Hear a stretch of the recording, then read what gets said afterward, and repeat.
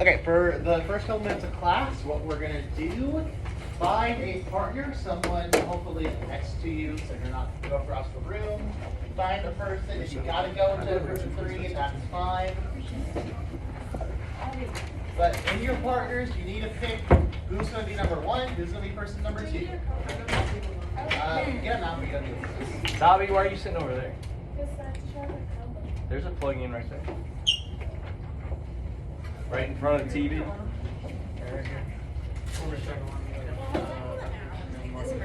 Okay, find a person. Find a group. You 3 want to form a group? You 3. All right. Okay, who is person 1? If you are person 1, raise your hand. Person 1. If you are person number 1, raise your hand.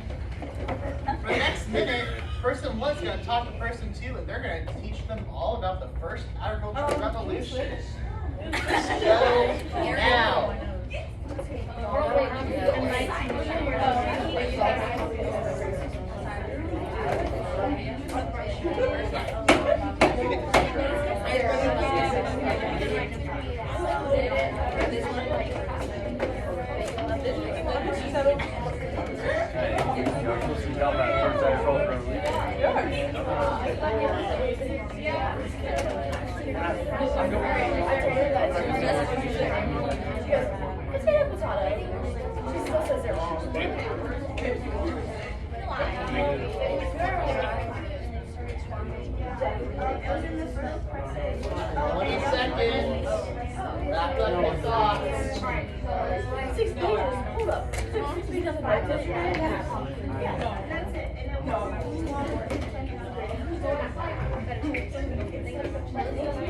Wait, which one am I doing? Wait, you're taking on the computer? So basically, it's the first one. 5, 4, 3, 2, 1. If you are person number 2, guess what? You're going to talk about the second agricultural revolution. Go ahead. You've got a minute.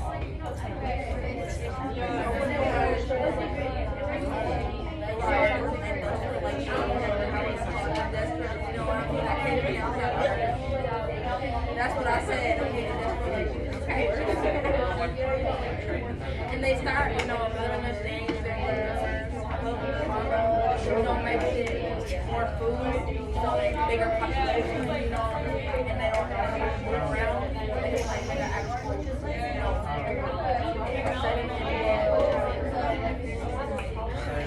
What else? It starts to trade more. 20 seconds. That's what I said. That's how they train. 5, 4, 3, 2, 1. Go back to your seats. Back to your assigned original seats. Just a nice way to wake you all up, get your brain thinking, get some conversation going. So, everyone, focus in. So the Green Revolution is all about biological and chemical developments in agriculture. One of these developments that came out of this that a lot of people still have fights about today is something called GMOs, or genetically modified organisms. So real quickly, I'm going to show you a quick video about GMOs. Down the farm, GMOs, or genetically modified organisms. Among the GMOs available in the U.S. right now, corn, soybeans, canola, sugar beets, cotton, alfalfa, potatoes, summer squash, apples, papaya, and pink pineapple. A farm-raised Atlantic salmon and pork from a type of pig have been approved for food use, but you may not see them in the market because they are not widely available. Most GMO crops are used in food for animals, but a few fresh fruits and vegetables are available in GMO varieties, including GMO apples that don't brown as fast when you slice them, and potatoes that don't bruise so easily. Some are squash. There's a GMO papaya and a pink pineapple. But these GMOs aren't widely available. Still, a lot of GMOs end up here, in your local grocery store, in packaged foods. GMO soy oil and protein are often used as ingredients in foods. There's even a GMO soybean specifically developed to make a healthier cooking oil. And GMO corn is often used to make cereal, crackers, and other snacks. Certain types of GMOs have a disclosure. That lets you know if the food or ingredients you are eating is a bioengineered food. Oh, and that sugar in your iced tea? There's a good chance it's from GMO sugar beets. So you see, GMOs are all around us. From farm to table, they're a big part of our food supply. Alright, so do we have anyone in this class who loves GMOs? They think GMOs are the best thing that ever happened to us. They like, oh, they're such good things. They don't make our produce get bad as quickly. It tastes better. Anyone? How about the flip side? Is there anyone in this class who hates GMOs? They just want natural products. They don't want any sort of modified organism in their diet. They don't think it's right. They don't think it's safe to be playing with that kind of stuff. Or are you just like, it's food. I'll eat it if it's put in front of me. It's nutritious. Okay, I'll take that. Well, there's a lot of people who really like GMOs because of all the benefits they have as far as like preventing things from ripening quicker, preventing things from being bruised easily. There's also people who think it's not normal, it's not natural. I had one person in my third period class, she wrote a paper last year about GMOs, so she was very much against them. And this really does come out of the Green Revolution, and that's what we're going to talk about today, and everything about the Green Revolution. So go ahead and write down 5.5, the Green Revolution. And we... What? Actually, I'll wait for our lovely friends. I'm so sorry. I'll wait for our lovely friends. Aluminum hardness. I don't think that's your sensei. Sorry. Whoa. You're fine. I know. Naughty children. Okay, for people who just walked in, get out your Chromebooks. We're doing notes over 5.5, the Green Revolution. You must pay me $5 that. Who do you think? Oh my, I died. I did, dude. Oh. I'm not even going to entertain that questionable comment. So, just to remind you all what our learning objectives are for this week, we are going to analyze the pros and cons of the revolutions. We're also going to compare and contrast the revolutions. So, when and where did this revolution start? Well, it really started in the 1950s and 1960s. As far as where, it kind of happens everywhere, but it mainly is caused by extreme amounts of population growth in developing countries. So, let's get back to Unit 2 real quick about population dynamics and population patterns. What do we know about the population of developing countries? They're very small. It has a high what? Oh, death. High death rates and high birth rates. Oh, perfect. High death rates and high birth rates. Well, around this time, due to a couple of things, some advancements in medication, some advancements in other places, growth rates and death rates actually slowed down in these developing countries. And because they slowed down, that meant more people were living, but they were still having as much children as before, which means we have a whole lot of more mouths to feed for a longer time. That means we need more food. And at that point in time, we didn't have a lot of food to give at that point. So a lot of people, like we have hunger problems today, but nothing compared to the hunger problems that were going on in the 50s and 60s. People all over the world were starving, were malnourished, did not have access to clean food, did not have access to a wide variety of food, and didn't have the money to buy food. But because of it, scientists around the world were trying to figure out ways to solve this. One of those persons was Norman Borlaug. He is considered the godfather of the Green Revolution.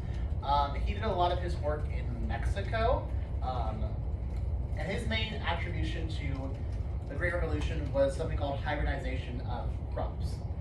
So what he would do is he would crossbreed 2 different types of rice products. And with that crossbreeding, eventually you would get a superior strain of rice. Y'all have done Punnett squares in biology, right? That's yeah. what we did. Yeah, that's what Norman Borlaug did. He like took rice A and rice B, crossbred them, and created rice C. And these rice seed, corn seed, beet seed, these were more disease resistant. They were, they could survive more extreme weather patterns. They were able to handle less water. They were able to survive with less nutrients compared to other types of rice, wheat, and corn.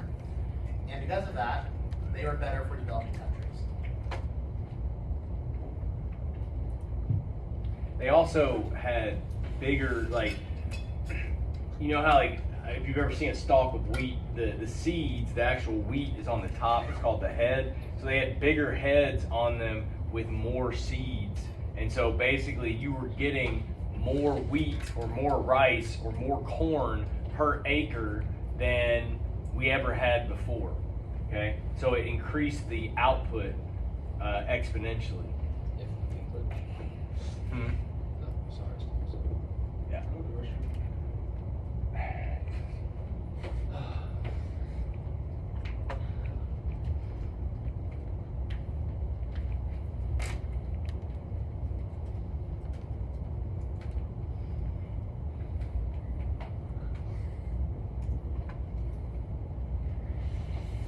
Is somebody out in the bathroom right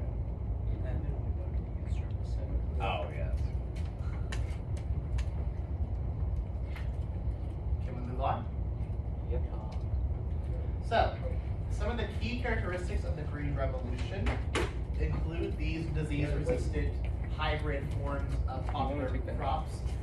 Mainly, beginning, it was mainly like grain products, so rice, corn, and wheat, but eventually later on it was developed to other vegetables and fruits.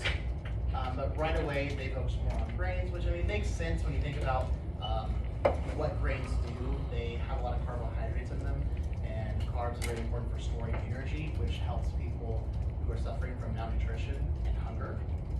But also, with these hybrids, they were able to have higher yields of crops. And because they had higher yields, they were able to sell more products, which brought down the price, which made it easier for these starving people to get access to food.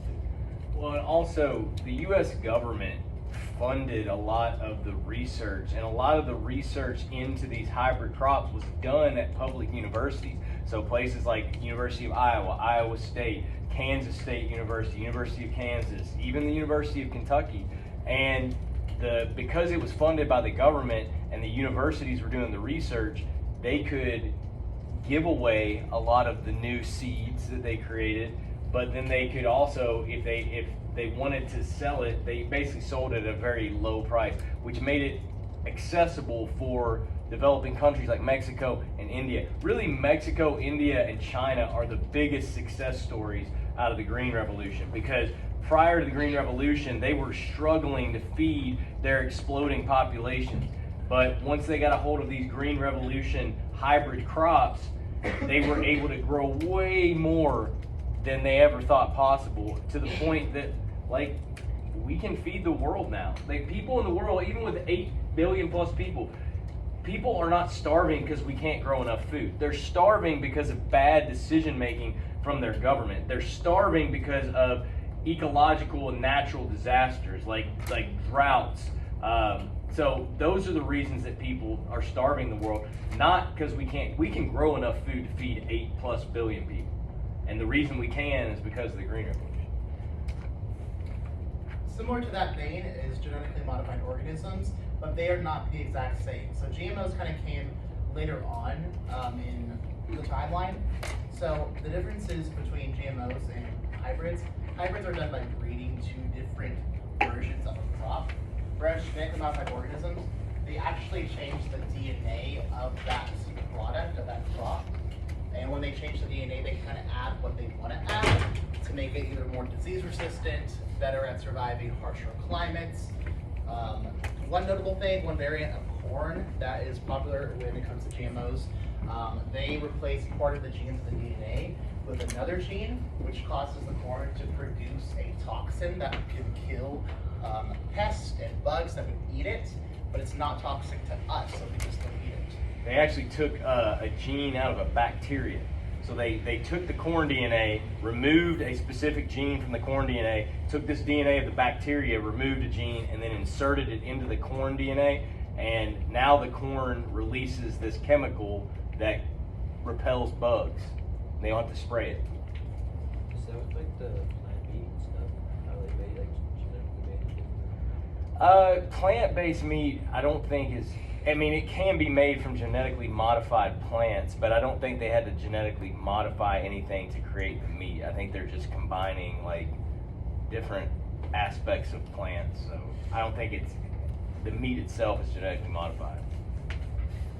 So you know how in the second revolution we talked about crop rotation? We talked about how when that happened, farmers would do one product in year 1, and then year 2 they would change to a different one. And then a couple of years later they would go back to that original product in year 1, and the soil would still be fertile. Double cropping is similar to that, but instead they're actually planting 2 products at the same time. So in year 1, instead of just planting wheat, someone plants wheat and tomatoes. In year 2, they plant cabbages and green beans. And with double cropping, you have an extra amount of produce and crop items in circulation in the markets. So now you can buy more items and not just the same item. You have a better diet, because not all vegetables, not all fruits, not all grains have the same basic nutrition, has the same like macromolecules and stuff in them.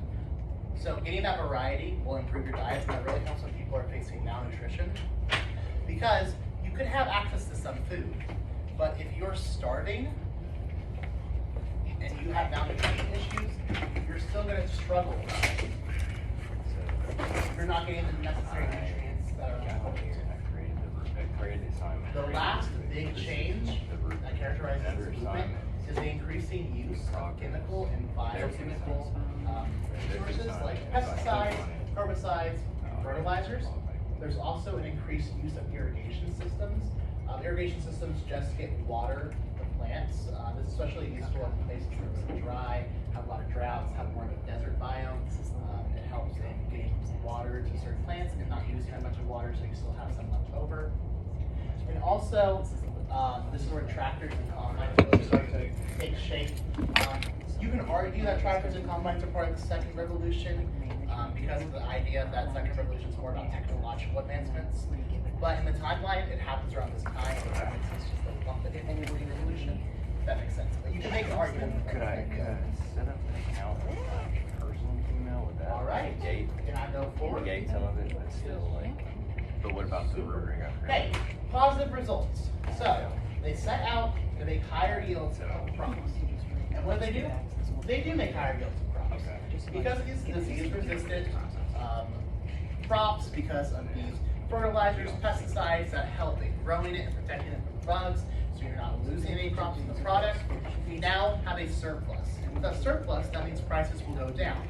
That means people can now afford to buy these crops. And a lot of time, governments who were doing this research, like the US, would sell things like corn seeds, wheat seeds, for very cheap or even free prices to developing countries, because it didn't cost a lot for us to make them.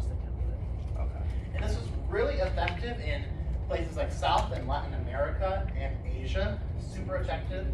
Some of the key places where it was super effective was places like India, places like China, places like Mexico, where Norman did his research at.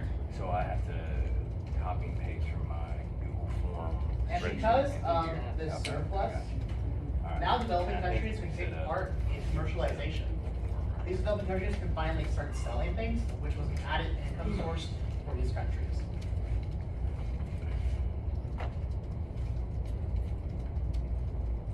Now there's one continent in particular that is not mentioned in that list. Okay. Does anyone have a guess at what that Set up is? like this, they put in their student number and response. Should I just add one that says like first name only? Africa. Do we think Africa had a good time with the Green Revolution, or do you think they had some negative consequences? Negative. Some negative consequences indeed.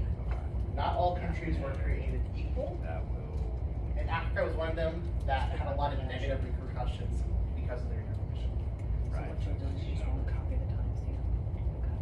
Does anyone have a guess or a couple guesses as to why that might be? Jeremiah? Was it because our land wasn't good enough to throw stuff on? Yeah, that was part of the reason. Any other stabs? Come on, Neil, you got it. Well, I'm thinking actually like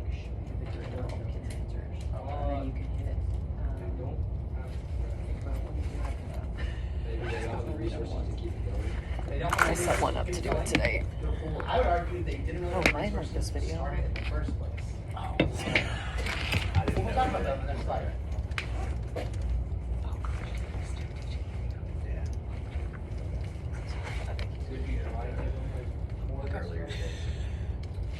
Well, we did, but we're gonna talk about this in the next slide. Here's the thing.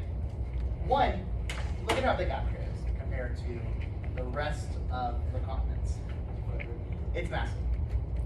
Do you think the climate in Egypt is at all the same as the climate of South America? Probably not. No. Even if you look at the top right here is about where the equator is. Do you think they're gonna have the same climate as an area that looks right here? No. No, not gonna have the same climate. Also, think about it like this.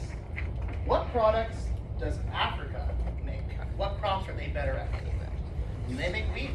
No. Not really. Do they make corn? No. Not really. Do they make rice? No. Sort of, kind of, but not the kind that we hybridated.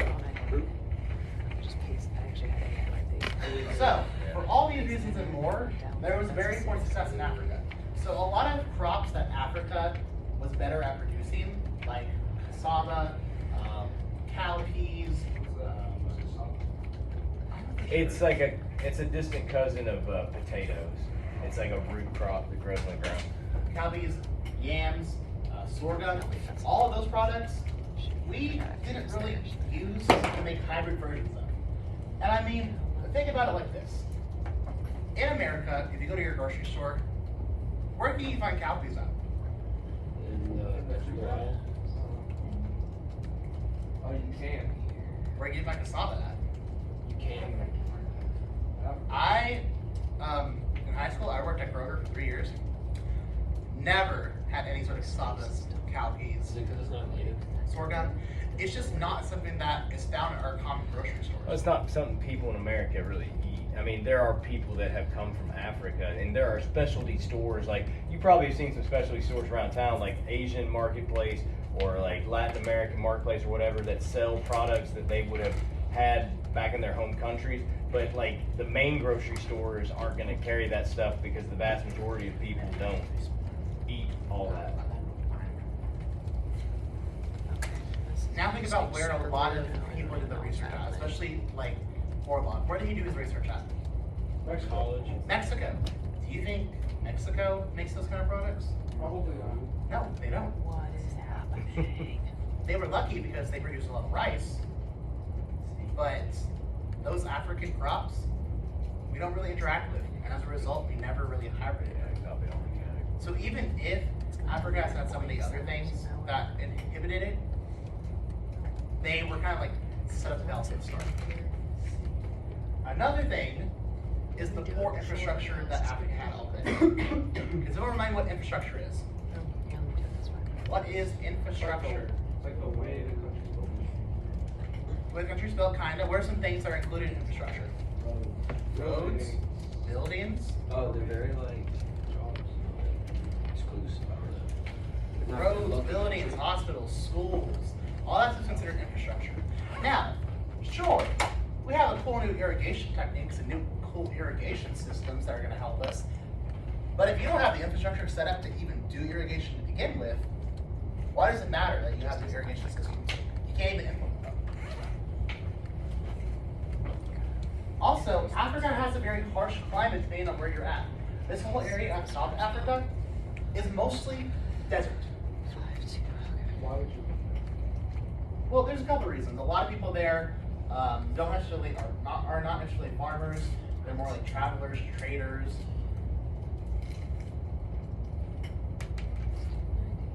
And overall, even if they wanted to implement these new techniques, there was just a lack of government investment in agriculture. So places like Asia and South America, their governments help invest farmers with techniques to Is get it the these things, instruction to for get it? new fertilizers, new pesticides, it new irrigation normally lets systems. me have That just didn't happen in Africa. Let me do this. I don't know why this would make a difference, but let's try this. Is there any other negative consequences y'all can think of from the Green Revolution? They set them at a disadvantage to other countries. Could be. Thinking of one thing in particular. It wants national health. So we talked a lot about things like pesticides and chemicals They didn't have the chemicals or the crops. and environmental Oh, issues. yeah, so it's just Okay. making it Google form. So now it's in here. Oh, so we'll are see. we ready to go forward or are we still done writing this? Oh, and then the assignment name, and that has to match. Okay, environmental degradation. So, there's a couple things that really hurt the environment. The first was the use of pesticides. We still use pesticides even today, but farmers back then when they got them kind of went stir crazy over them. They kind of just sprayed it wherever on everything because they're like, oh, it's gonna keep the bugs away. I can like save my crops. Well, what happens when you spray a bunch of pesticides and it rains? It rains a lot. What's gonna happen to the pesticides? It's gonna spread. It's gonna spread. Where's it gonna spread to? Rivers. It's gonna spread to lakes and streams and ponds. What's gonna happen to those waters? They're gonna contaminate it. And what's gonna happen is the following. One, if you live out in very rural areas where it's like an hour away from a grocery store, a lot of people have wells and they have groundwater that they use for This drinking website's water. difficult. I'm gonna be What honest. happens when those sources get contaminated? Especially this on large farms where it's more rural at, where people are farther away from the main grocery stores. That happened and people got sick. I mean, older pesticides can be deadly. Like DDT, very toxic, one of the first Wait pesticides. until the assignment's in. What's gonna happen to environments? What's gonna happen to biodiversity in these areas? That's what The you animals said. are gonna die. So what's you? And when animals start dying, the rest of the animals, they're not gonna come around. They know this is poisonous. They're gonna leave. It's kind of like that area, it's like when we watched the video with Slash and Burn Farming, and the farmer, he made a comment about how finally like the birds are returning to the environment. This is all good. This is kind of like what's gonna happen with the DDT exposure. So what happens with DDT is essentially they noticed in like the 60s a lot of bald eagles were dying, and their So population is it based declined its feedback off of your feedback? Well, they discovered when they did autopsies that these So you have to be, like, eagles really all good had at the high first amounts of one you DDT in their systems. So eventually, the U.S. government had to ban DDT from America, and once that was banned, actual rates of bald eagles actually went back up. And now it's gonna start almost trying to considered grade the native. rest. So like this one has a bunch of grammar errors. Another thing that can happen is if you Change all do these, double like, cropping, but you let's do it right a now. lot, Right. you don't get the soil time to rest and to rejuvenate, and if you use improper You can save it, just filtration systems, and if you use improper irrigation No, I got systems, you. I got the basic something called idea. salinization will happen. Yeah, Does upload anyone it know what and then salinization is? choose your rubric. Hopefully it lets you load the rubric you already put It in. does Worst remember, case scenario, but we'll why? have all the responses and kill people. So we can grade them that way. It's because there's something in like almost all water. Salt. If you use a lot of irrigation, all your soil is going to be filled with salt. The only thing I don't And salt is awful for crops. the other day when you let me go back, 'cause the other And when question I had your about this is, land like, is completely salinized, stored in it, like, you how can't do grow get it anything on it. stored? So when I go back and you can't fix it hardly either. now these are in here, but yesterday when I clicked onto And places like Kazakhstan, like, this is like where this they is try to how I make use cotton it. as like a cash crop and they use a lot of irrigation, they completely destroy their fields. I guess this is your output. Like the feedback. This one, like, I don't Yeah. know I would about probably what just like options. Eventually they're manually gonna use scores like into It saves a while. Yeah. a classroom or a window. Gotta do a lot of work to get it out. So they're there now. Like I said, it really wants you to Last thing I want to talk about when it connect comes to to the climate culture, so change this workaround is glitchy, but The I use get of it to work. fossil fuel, Absolutely. I appreciate it. no problem. At least I know what to. the tractors and combines run. Yeah. These things, they need oil, they need gas to run. that means more fossil fuels have to be used. Fossil fuels, we all don't know, is a non-renewable resource. We only have a finite amount of fossil fuels. Once that runs out, we're out. We don't get any more, and it takes thousands and thousands of years to make fossil fuels. And this issue is still even a big issue today. A lot, like some farmers are trying to move to like electrical farm equipment, where it's ran by electricity or ran by solar power. But even then, it's how do you social studies, standards, geography, and all that. Well, Then there's an option to search. it takes a while for them to charge, they don't run type in a topic that related to like my class. And if they don't run super long, that means all that land, it's kind of like going back to the first revolution, kind of where it was a lot of work to just get the crops planted on. If you can only have enough energy to get like 20 acres of land and you have 40, what's the point of having this? Anything you can build up there, anything you Yeah, thank you. plant, you're not gonna get use it. And if you're somebody that's a critical thinker, you're probably thinking with the salinization thing, like how does bringing water to a dry area add salt? Well, they're not bringing in seawater, but all water has some level of salt in it. And if you're growing over and over and over again in an area that was once like desert because you're irrigating, it's still hot there, right? And what happens to water when it's exposed to heat? It evaporates. And the salt that is in the water gets left behind in the soil when the water evaporates, right? So over time, the soil accumulates salt. An example, the Soviet Union tried to grow cotton in Kazakhstan. Kazakhstan is like mostly, like not desert, but it's like desert-like, it's very dry.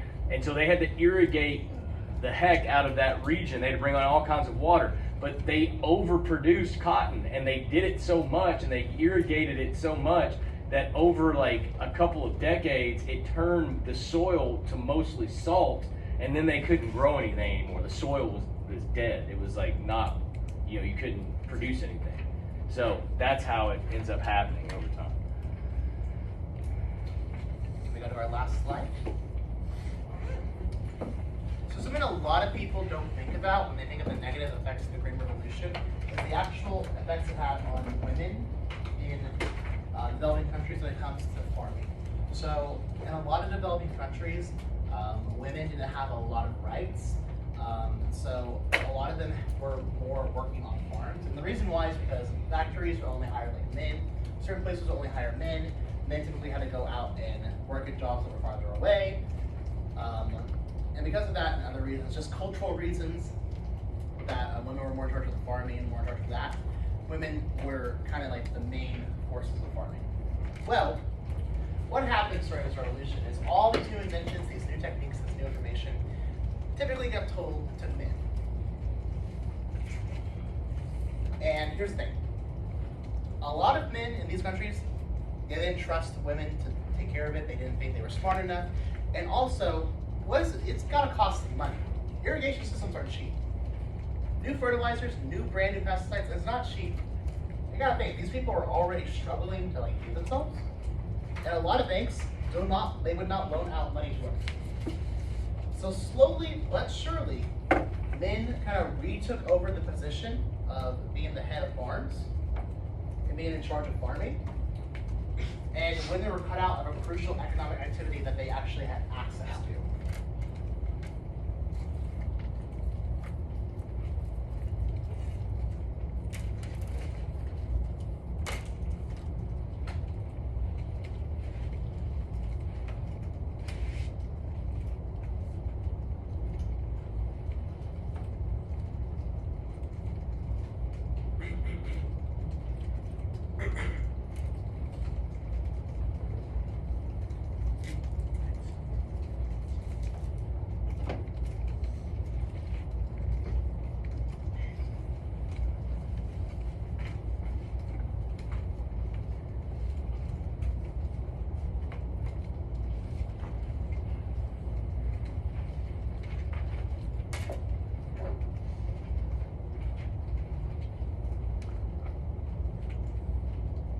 Another thing that impacted women in agriculture for a long time in a lot of different like developing countries, like women did certain specialized skills in agriculture, like like shucking corn as it was harvested, or dehusking rice, because rice doesn't like grow on the plant in the nice little white grains we get. It comes with a husk on it, so you have to like dehusk the rice.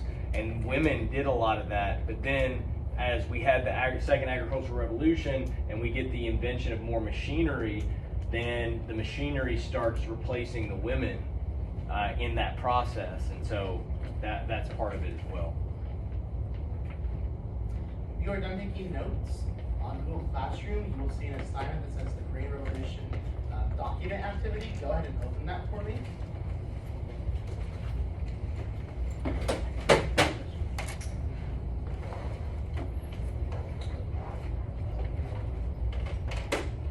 So someone in second period, they asked me yesterday what was like the specific breakdown of the exam.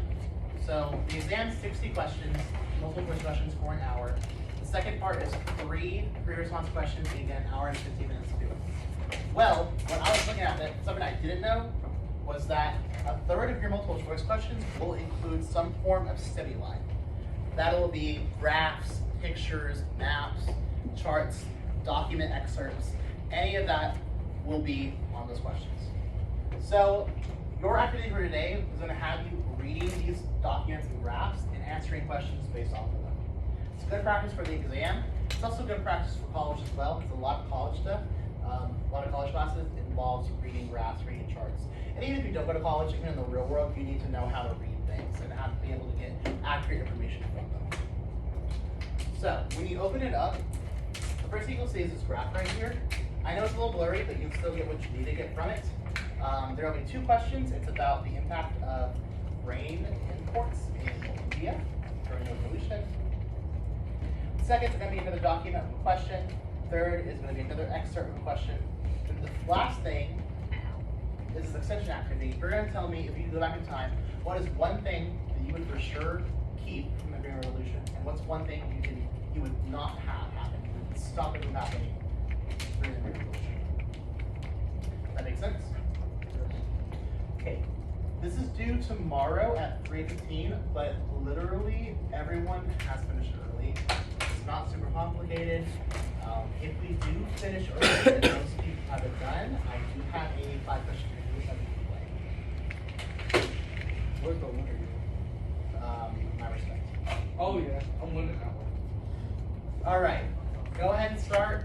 If you have any questions, I'll be walking around the room.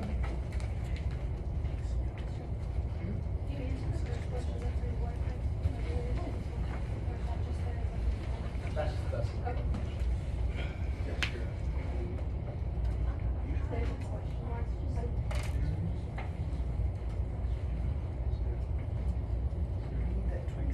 This is for grades, so let's make sure we're doing a good job with it.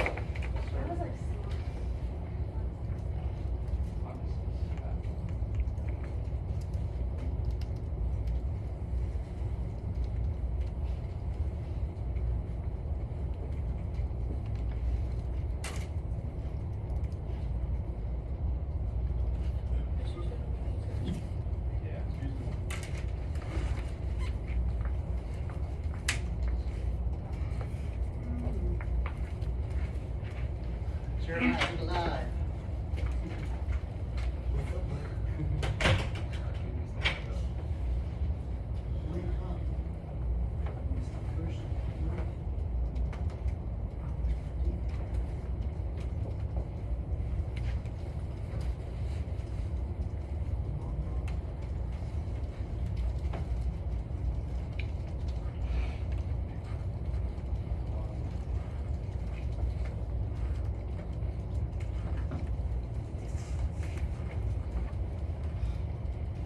Also, for those of you who were not here yesterday, and if you finished early, you should go ahead and do the climate zone pink sheet activity.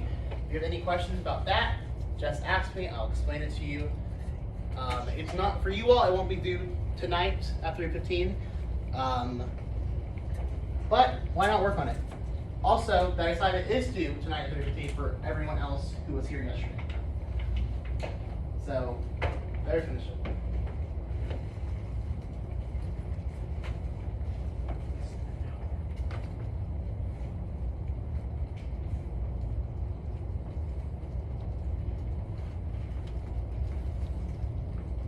pretty sure most people got that done yesterday.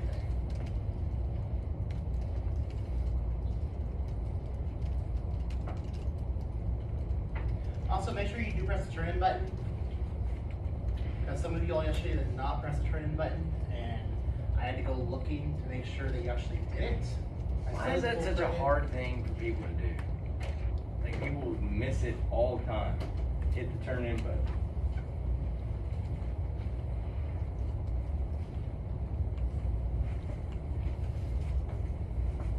Wait, can I get a different phone? If you could, yes.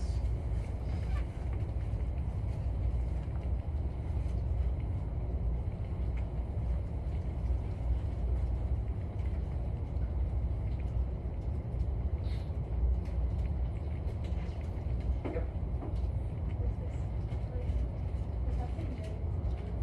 Yes.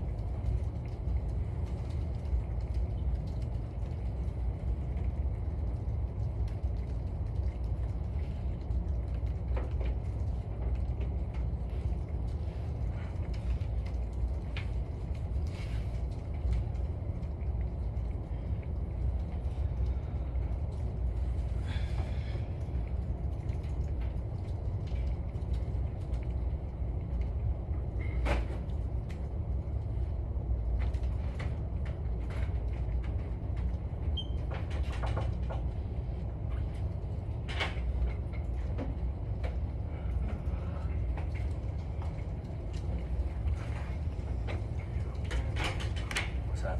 I want to see him.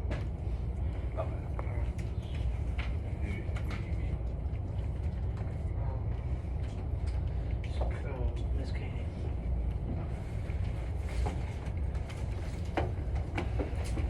Yes. So, what we do is, so you're looking on this floor plan. So let's just say I.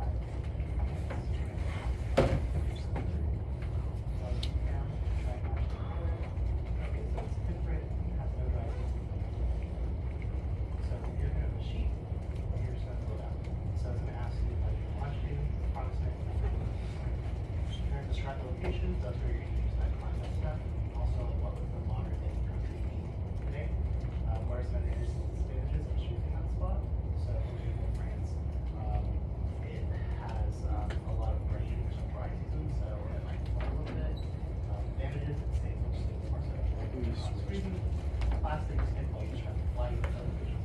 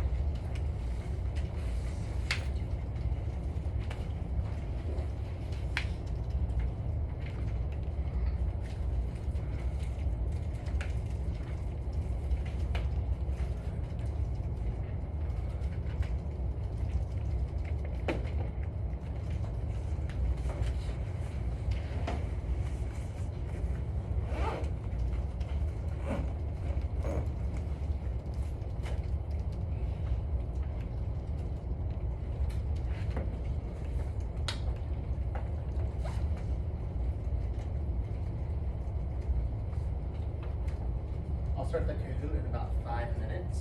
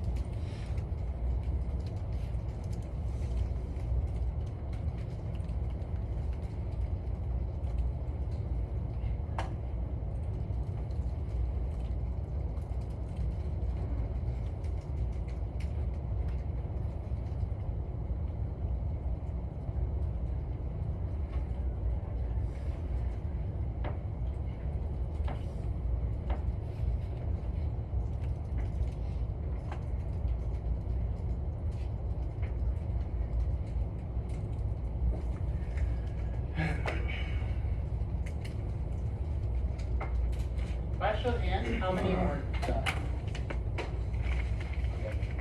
How many are closer to being done? Okay. About 2 more minutes. Then we'll start the Kahoot.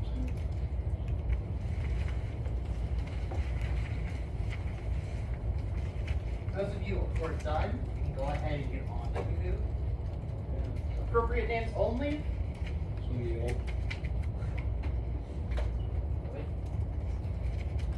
Don't worry, I was trying to borrow your focus.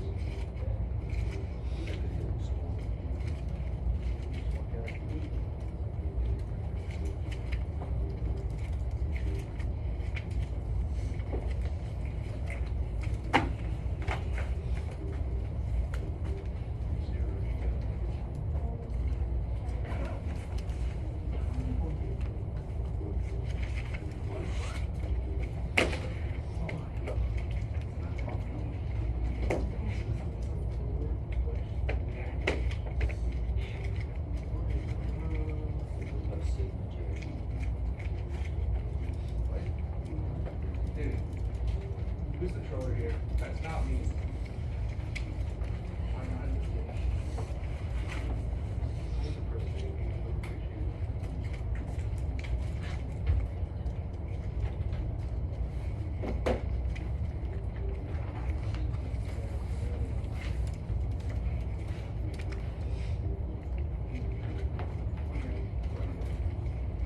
About 1 more minute.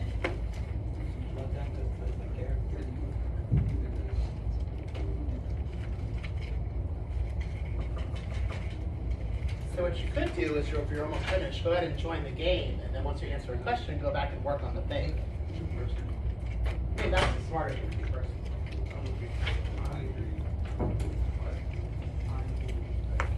Who's me?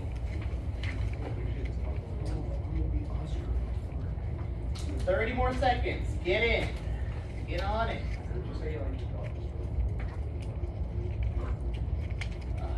It's Glacier or something. Grand Glacier? Grand Glacier. You drove Planet Glacier.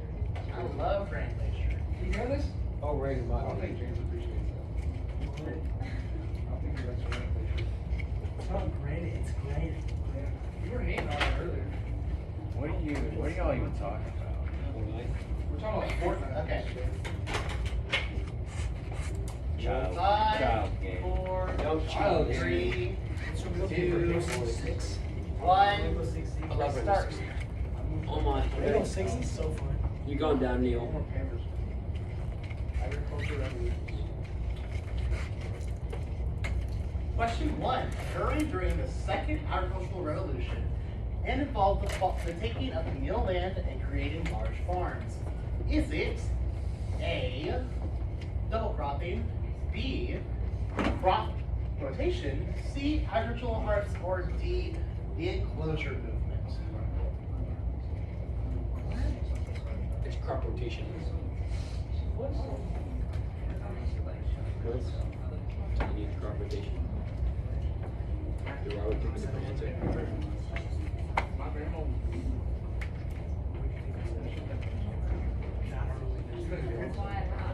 I'm like a babysitter. Excuse me, what? That's not true. Don't stop it. Someone put the wrong answer. Okay. So, double cropping occurred during the Third Agricultural Revolution. Oh, that's it. Second. I'm sorry. Second, crop rotation is not correct. Crop rotation is when you do, 1 year you do wheat, next year you do lettuce, next year you do green leaves. Agricultural harvest is incorrect. The first one, the enclosure movement is the correct answer. That is when Great Britain's government gave communal land to multiple people. First places, Yeah, I'm in first place right now. You're cheating. It's not fake which news. of the following is a positive effect of the Green Revolution? Is it A, environmental damage from chemical runoff, B, high yields of crops, C, women being excluded from agricultural decision making, or D, less manual laboring for farmers? What do we think? Neil, I think it's red. The correct answer is higher yielding of crops.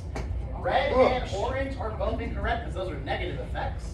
And while green is a positive effect, green is more attributed to the second agricultural revolution. You're behind me? Guys, hey. I'm not taking it seriously. Ellie and Ellie is right behind each other. Isn't that funny? All right, which country is not located near an agricultural hub? Think back to that map you saw last week. Is it Egypt, Mexico, Russia, or Iran? Iran. I swear. Oh wait, is it Egypt? Think about that map. Think about those red shaded areas. Russia. What is not near one of those areas? Russia. Mexico. Egypt is Mesopotamia. Russia. James. That's what I said. Maytel. By Joe. Yeah. The correct answer is Russia. Apologize on God. Mexico was in Central America, and Iran was near Iraq, which is the Indus River Valley civilization.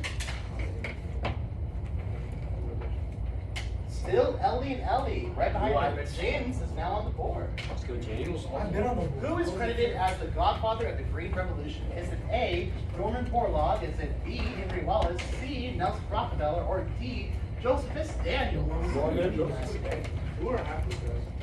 His last name sounds like the. Hey, Come on, quick. We got like one more question. Oh, bro.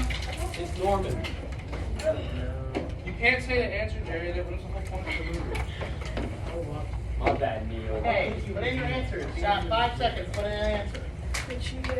It is Norman. Alright. It's not Norman, bro. It's not. Correct answer is Norman Yeah, Borlaug. Neil. Who's saying now?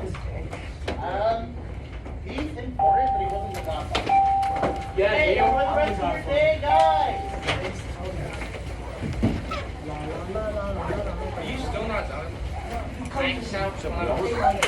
I'm near. I have big feet, bro. That's why. Bye. Enjoy the rest of your day, guys.